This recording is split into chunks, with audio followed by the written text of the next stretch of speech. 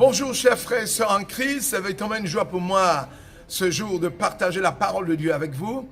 Effectivement, nous avons la dernière fois traité du sous-thème le chrétien élu de Dieu, la définition du chrétien élu de Dieu. Et nous sommes partis sur la base de deux passages, c'est-à-dire Jean chapitre 3 verset 16, « Car Dieu a tant aimé le monde qu'il a donné son Fils unique, afin que quiconque croit ne périsse point la vie éternelle. » Et on a aussi pris 2 Corinthiens chapitre 5 verset 17, « Si quelqu'un est en Christ, il a une nouvelle créature, les choses anciennes sont passées, voici toutes choses sont devenues nouvelles. » Et on a démontré qu'un chrétien, c'est un jeune, un homme, un vieillard, qui a mis toute sa confiance en Jésus-Christ, qu'il a accepté comme Seigneur et Sauveur.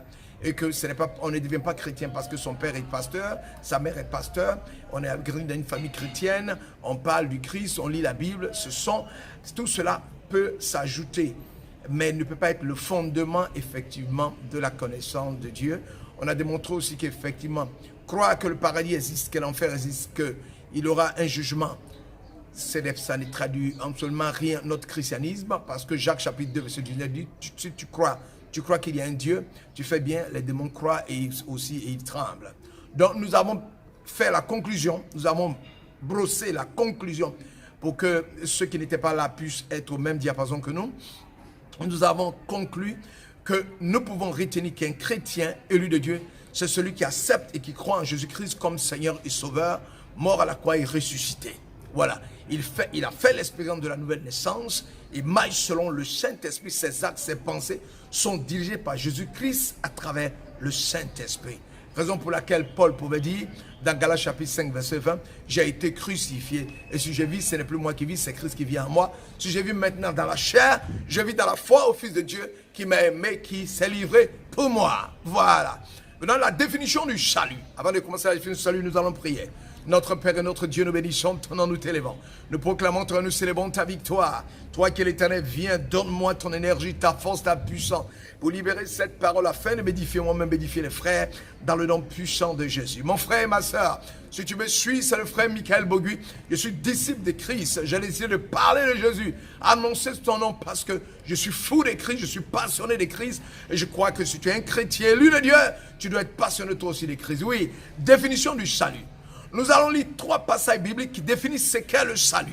Premier, Luc chapitre 19, verset 10 dit, « Le Fils de l'homme est venu chercher et sauver ce qui était perdu. » Actes chapitre 16, verset 31, il répondit, « Crois au Seigneur Jésus et tu seras sauvé, ta famille avec toi. » Et Éphésiens chapitre 2, verset 8 à 9, « Car c'est par la grâce que vous êtes sauvés par le moyen de la foi. Et cela ne vient pas de vous, c'est le don de Dieu. » Donc déjà, nous posons le postulat que la nouvelle naissance n'est pas une affaire de l'homme. Le salut en tant que tel. Le salut, c'est Dieu qui sauve ce qui était perdu par sa mort à la croix et sa résurrection. Voilà le salut, de façon simple. Ces 3 passages nous montrent clairement que le salut n'est pas l'œuvre de l'homme, mais l'œuvre de Dieu. Nous recevons le salut par le moyen de la foi. C'est la raison pour laquelle la Bible déclare dans Jean chapitre 3 verset 16 que le salut c'est l'amour de Dieu manifesté en Jésus-Christ à l'égard de l'humanité sans exception, et la responsabilité de l'humain, de l'être humain que je suis, c'est de croire en mettant toute ma confiance en Jésus, c'est-à-dire toute ma foi. Voilà ce qu'est le salut. En effet, Dieu a sauvé l'humanité par l'œuvre accomplie par son Fils unique à la croix, qui est devenu pour tous ceux qui lui obéissent l'auteur du salut éternel, selon Hébreux chapitre 5 verset 9. Ce salut éternel est appelé un si grand salut, selon Hébreux chapitre 2 verset 3. Et c'est une œuvre de Dieu pour l'homme, et l'homme reçoit cette œuvre-là qui est un don gratuit de l'éternel, selon Romains chapitre 6 verset 23. Donc, il déclare que le salaire du péché c'est la mort, mais le don gratuit de Dieu c'est la vie éternelle. C'est la vie éternelle dans le Christ Jésus notre Seigneur. Pour celui qui accepte Jésus-Christ, le jugement est ôté parce qu'il a porté, Jésus a porté à sa place une fois pour toutes sur la croix tous nos péchés. Je répète, pour celui qui accepte Jésus-Christ, le jugement est ôté parce qu'il a été ôté et il a été porté à sa place par Jésus-Christ une fois pour toutes sur la croix. La Bible déclare dans Jean chapitre 5 verset 24, en vérité, je vous le dis que celui qui entend ma voix et qui croit celui qui m'a envoyé, je reprends, En vérité, je vous le dis que celui qui entend ma voix et qui croit celui qui m'a envoyé à la vie éternelle ne vient pas en jugement, mais il est passé de la mort à la vie. Oui. Heureux celui qui accepte la vraie grâce de Dieu, Sauveur. Oui, la responsabilité du chrétien, c'est de marcher selon sa voix. Jean chapitre 10, verset 27 à 28 disait, « Mes brebis écoutent ma voix, et moi je les connais, et elles me suivent, et moi je leur donne la vie éternelle. Elles ne périront jamais, et personne ne les ravira de ma main. » Lorsque nous entendons de telles affirmations dans la parole de Dieu, avons-nous besoin de répondre à la question quant à savoir si le chrétien élu de Dieu peut perdre le salut? Oui, nous devons répondre à cette question parce que beaucoup de personnes dans le monde entier se posent cette question et ont besoin d'être éclairées. N'est-ce pas la Bible qui déclare dans Romains chapitre 8, verset 19, « Aussi la création attend-elle avec un ardent désir la révélation du Fils de Dieu. » Donc aujourd'hui, nous devons révéler à l'humanité ce que Dieu veut pour éviter qu'il y ait la confusion dans les esprits. Donc nous résumons que le salut est une grâce que Dieu nous a faite en livrant son Fils à la croix pour que nous soyons sauvés. Notre devoir et notre responsabilité, c'est de croire en lui par la foi. Nous devons être conscients que c'est une grâce imméritée et ne point s'en enorgueillir en ayant un esprit calculateur. Un esprit calculateur, c'est quoi? Nous ne devons pas jeûner, prier, se sanctifier avec comme objectif de faire une performance, de battre un record afin de recevoir le salut.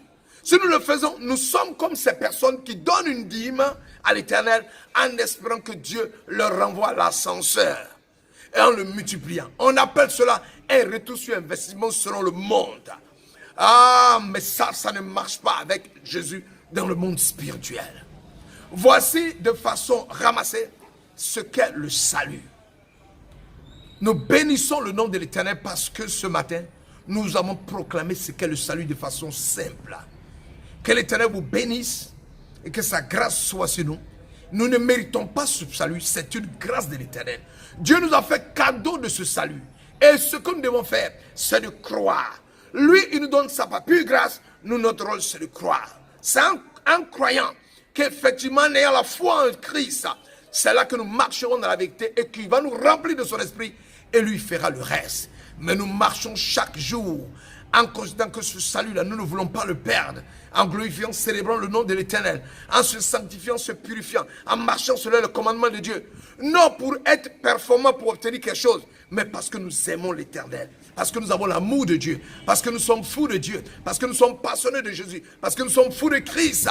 C'est en cela que nous démontrerons à l'humanité que nous marchons dans ses pas. C'est en cela que Christ nous récompensera comme ses enfants, afin qu'un jour nous puissions entrer dans la félicité.